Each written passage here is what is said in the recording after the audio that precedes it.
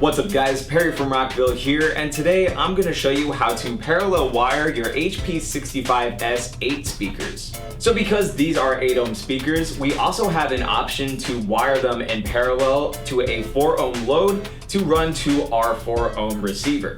I just took these speakers down from the wall brackets just to show you how to do the wiring. For this setup, you're going to need 2 sets of speaker wire, one to connect the 2 speakers together, and then another one to run from your second speaker to your receiver.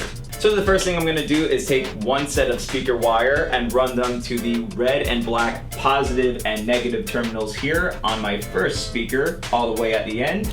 Then I'll take the other end and plug it into the terminals of my second speaker, but there is something we can do to make the wiring from our second speaker into our receiver much easier. You can take one end of the second set of your speaker wire and connect the red wires and the black wires. So just like this, I'm going to take the ends of my red wires here and twist them together like so. Then I'm going to do the same exact thing for my black wires here. So these joined ends together are going to go to my second speaker here. So I can take the red wires and plug them into the red positive terminal and plug the black wires into the black negative terminal.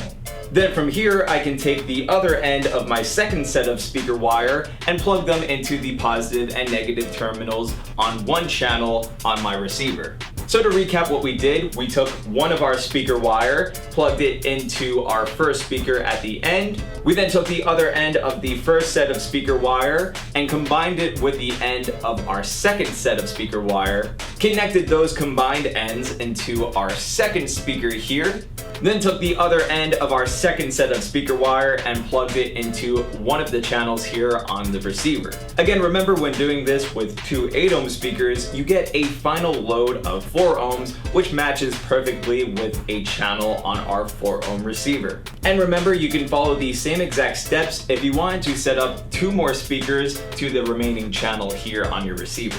Keep in mind, you can still do this while you have your speakers mounted to your wall, but just remember to do the parallel wiring. That's the most important step, whether you're running the speaker wire from inside of the wall or outside of the wall. So hopefully this showed you guys how easy it is to parallel wire your HP65S-8 speakers. But of course, if you have any questions, comments, or concerns, feel free to reach out to our customer support team through phone or email. As always, I'm Perry from Rockville, and we'll see you guys next time.